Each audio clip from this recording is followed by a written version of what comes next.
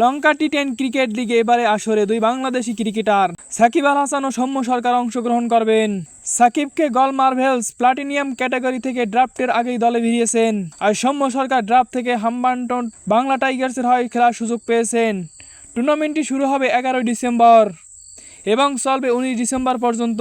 টুর্নামেন্টের প্রথম দিনই মাঠে নামবে সৌম্য সরকার হাম্বানটোটা, যেখানে প্রতিপক্ষ জাফনা টাইটান্স। একই দিনে গল মার্ভেলসও নিজেদের প্রথম ম্যাচে খেলবেন ক্যান্ডি বোল্টসের বিপক্ষে। পরের দিন 12 ডিসেম্বর সৌম্য সরকারের বাংলা টাইগার্স ও সাকিব আল হাসানের গল মার্ভেলসের মধ্যে এক উত্তেজনাপূর্ণ ম্যাচ অনুষ্ঠিত হবে। এছাড়া গ্রুপ পর্বে শেষ ম্যাচটি 16 ডিসেম্বর হবে, যেখানে আবারও মুখোমুখি হবে হাম্বানটোটা বাংলা টাইগার্স ও গল মার্ভেলস। টুর্নামেন্টের কোয়ালিফায়ার এবং এলিমিনেটর অনুষ্ঠিত হবে 18 ডিসেম্বর এবং 19 ডিসেম্বর অনুষ্ঠিত হবে ফাইনাল। এই আসরটি 10 ওভারে সংক্ষিপ্ত ফরম্যাটে অনুষ্ঠিত হবে, যা দর্শকদের জন্য আরও দ্রুতগতি ও উত্তেজনাপূর্ণ একটি ম্যাচের নিশ্চয়তা দেয়।